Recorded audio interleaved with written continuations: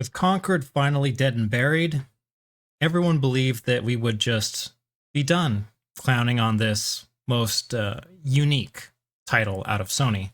But we would see a tweet out of Colin Moriarty where he claims to have spoken to individuals close to the development of Concord, made a few pretty extreme claims. One of which being that the total development cost of the game was $400 million, making this a $500 million flop. The second was on the kind of culture under the hood at Firewalk Studios that led to this kind of disaster. Since I've gone over some numbers and the thoughts on this before, I wanted to make one final video, Lord, I hope it's final, on Firewalk Studios, Sony, and Concord. So I'm a bit late to this. I spent the weekend pretty busy programming on my own project, but this has been on the forefront of my mind basically the entire time. So a while back, I did a video where I made some estimates that estimated that Concord probably cost around $89 million to develop. I still think that was pretty accurate given what we had at the time. And as time would go on, we would have little tidbits of information come out as to how bad it actually was, including that development started a year earlier than we had thought.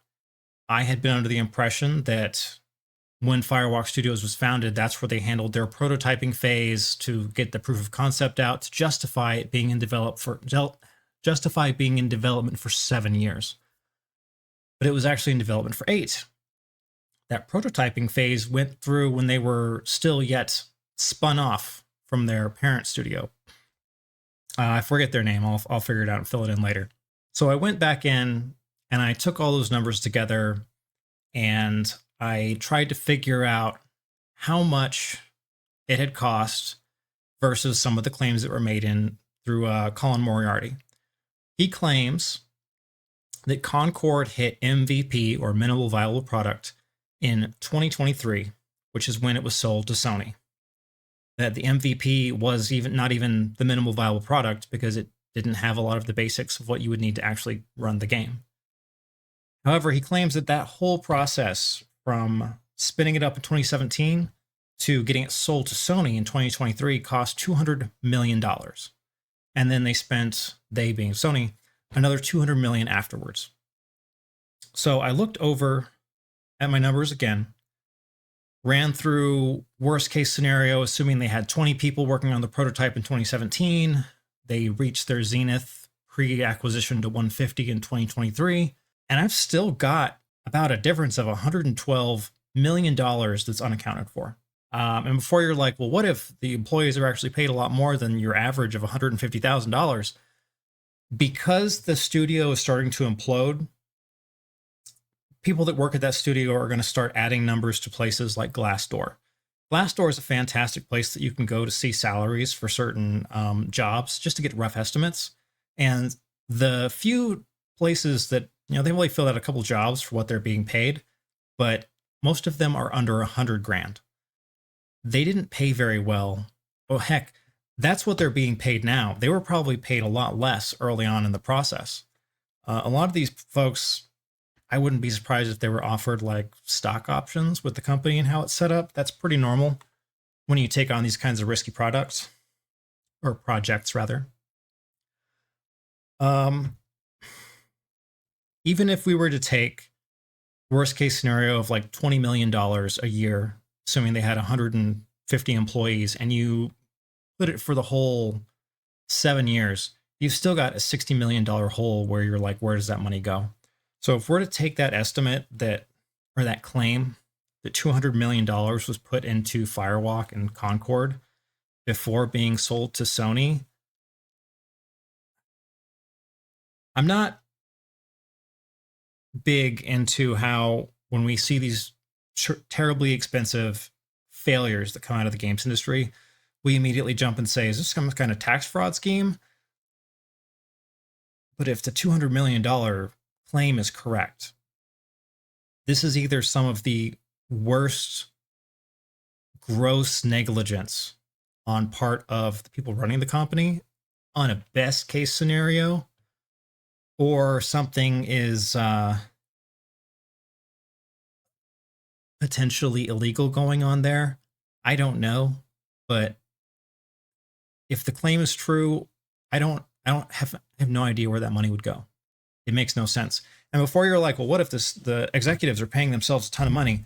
Executives don't pay themselves huge salaries generally. Executives generally pay themselves in huge stock grants because they don't want to pay more taxes than they have to.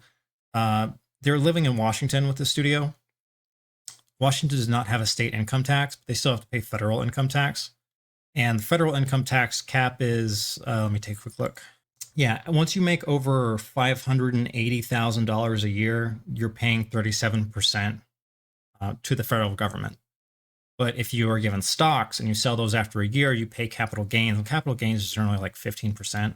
A high salary will help you get a lot of stuff, but having a ton of stocks that you can sell for potentially a lot of money at a capital gains rate, that is the kind of setup that propels you into the next social strata where you become a genuinely wealthy or rich individual. So MVP aside, let's take a look at 2023 to in that 1 year that it took where we get the claim that another $200 million was spent on Concord. So we had, like, they're claiming that some strike teams came in where they were super specialists to come in and get this game running because they needed it running fast because they believed that this was going to be a Star Wars-like franchise. They believed this was going to be a multi-billion-dollar endeavor that they could make money off of. So they sent in their best to get it done in time to be out before the PlayStation 5 release, first the PlayStation 5 Pro release. We can assume that the individuals that got sent to do the work here on the engineering side are making a phenomenal amount of money. We can assume that they sent some of their most senior people. For engineers, you've got junior, mid-level, senior. Then you get into principal level engineers and architects, staff engineers for some locations. I haven't looked at the credits to see if they actually have the title of staff engineer at Sony. However, for these individuals, you're looking at easily $200,000 to $250,000 a year in salary alone. And then you've got whatever benefits and bonuses on top of that they get. They are going to make a ton of money being on these teams, coming in, providing like expertise at that level. So you're looking at easily another 300 grand per head when they go in to work on this game. But even if we were to assume that they have about 170 people coming in from all locations, each making around 300 grand, all of that only comes out to about $45 million. If we throw all of 2023 and 2024 into costs, that adds up to about $48 million right there. And while they did sign up for some kind of animated episode from Amazon, that probably only cost them like $150,000 to $300,000 because that's just kind of the estimates that you see online floating around. 150 on the high. They probably did a rush job, so they probably paid double. And the rest of that could easily be going to marketing. That big black hole from pre-MVP to hit this big $400 million number, that may have also gone into marketing. Like, I could totally see Sony tooth to nail saying this is $400 million that is spent on this just from marketing alone. Because for a lot of these AAA studios, you're spending anywhere from $50 to $150 million in a marketing budget. And for some of their marketing endeavors, I could totally see them having spent the money to get things underway, only to claw it back and cancel it because they came to the realization that this was a catastrophe and was going to fail. This is easily Sony's biggest failure so far. I would not be surprised if they are going to spend, or if they have spent, similar spends on other games that they have out. Because if they have this delusion that is running so deep in their headquarters out in San Mateo, California, their next lineup for their big games, they have a very real possibility of flopping on a level that we haven't seen since, I don't even know this. I don't think this is precedented.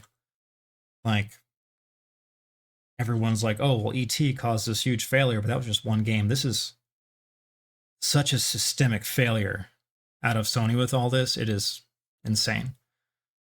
One of the other things that I said in some of my previous videos is I made an assumption that while the design side of Concord is rotten, and no one should hire them ever for anything design related ever again. If you see them working on anything design related for that company, you should just kick them to the curb. It's not worth it. I had made the assumption that the other departments could be fine.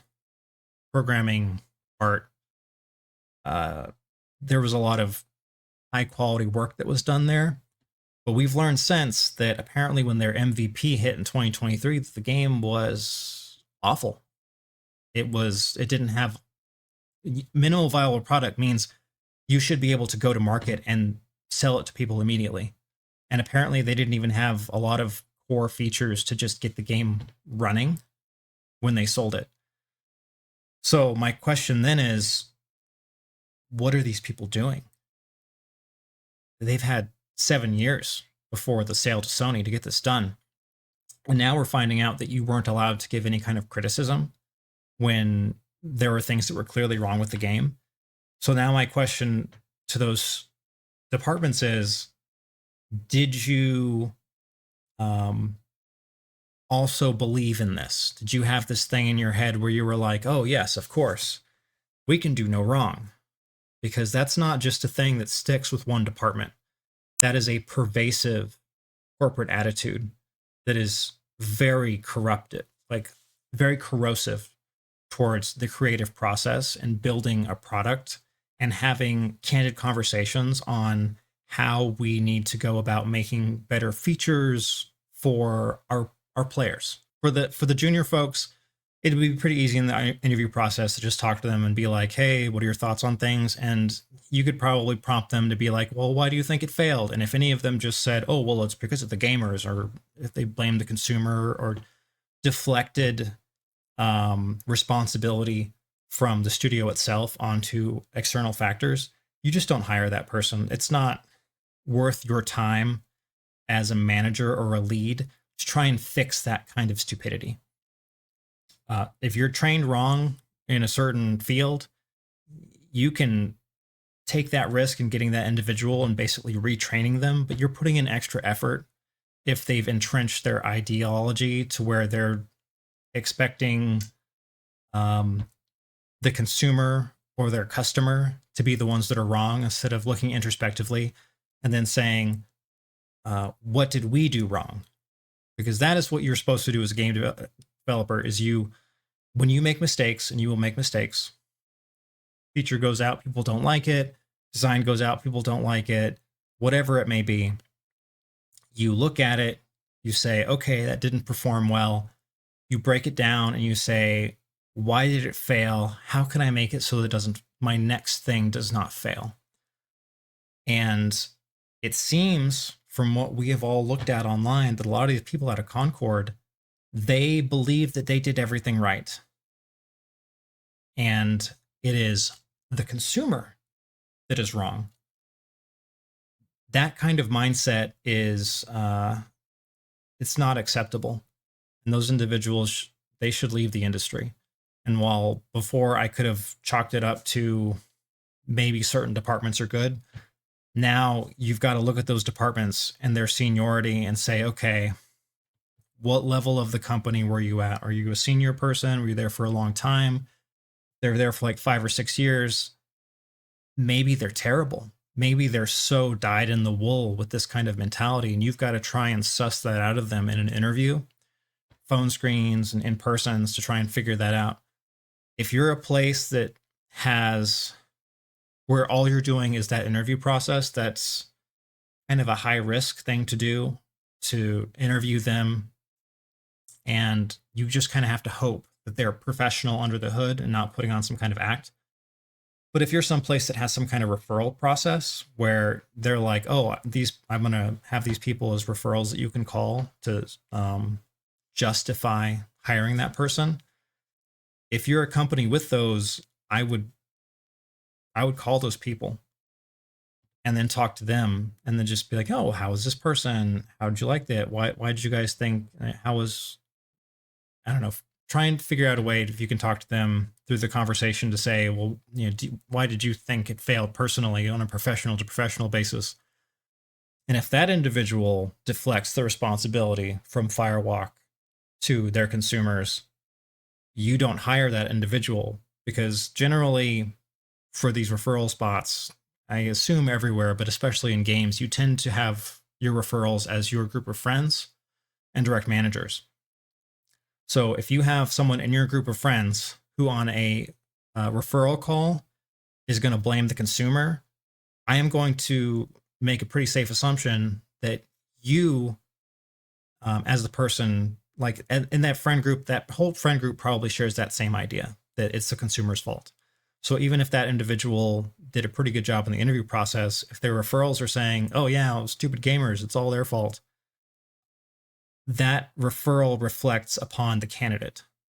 And then it is up to the company to say, okay, do we want to run the risk of hiring somebody that isn't going to take responsibility when they make mistakes? Because they're coming from an environment where they do not take responsibility, and they do not, they apparently, with this toxic positivity, were not good at giving or receiving criticism. And that criticism is something that you have to be able to take and give in these creative spaces, because you need to be able to put forth an environment where everyone can just share their ideas and spitball off of each other and build off of them. So you need to have productive criticism. You're not supposed to just be like, oh, this is a stupid fucking idea, unless it's like maybe a friend. But in general, if you're in an environment where you're making some kind of designs or whatever, you need to look at something. And even if you think it looks really stupid, you need to be able to say, okay, what if instead we do XYZ? With what we've heard out of the studio so far, I would not be surprised if there's a lot of individuals all across the studio that are like that. They're not all bad, though. We did see, you can't find one review on Glassdoor right now, at least at the time of posting, because some companies do delete Glassdoor reviews. I'm just going to read it. Pros: very talented people on the ground level, a level-headed majority of professionals who are very pleasant to work with, and top tier in their fields respectively. Cons: everything you've seen online about Concord's failure is true, if not understated. Advice to management: almost every upper-level personnel at the studio needs to be excised from the company, and the company needs to be rebranded for anything remotely resembling successful to be salvaged. And this was out in like September 18th. It's like September 23rd as of recording this. I hope it stays up. And I really hope more people add their reviews to this company, because we get such a limited opportunity to look inside. Because if you look at there's a couple other reviews here that are very much like, oh yeah, this is all great, but who knows what's going to happen to the studio next? And the studio's going to be shut down. Let's be serious. This has been an adventure. And I would not be surprised if the level of failure that was out of Concord is what caused us to see such a very expensive PlayStation 5 Pro coming out. Heck, we may have even had the ability to have a PlayStation 5 Pro with a disc inside of it, and we might have had that model canceled because the failure of Concord, and suddenly the company looking at some of their future releases and saying, well, we had such faith in Concord, but it failed. What if our faith in our next products is also misplaced? And someone's got to pay for it, and it's always the consumers.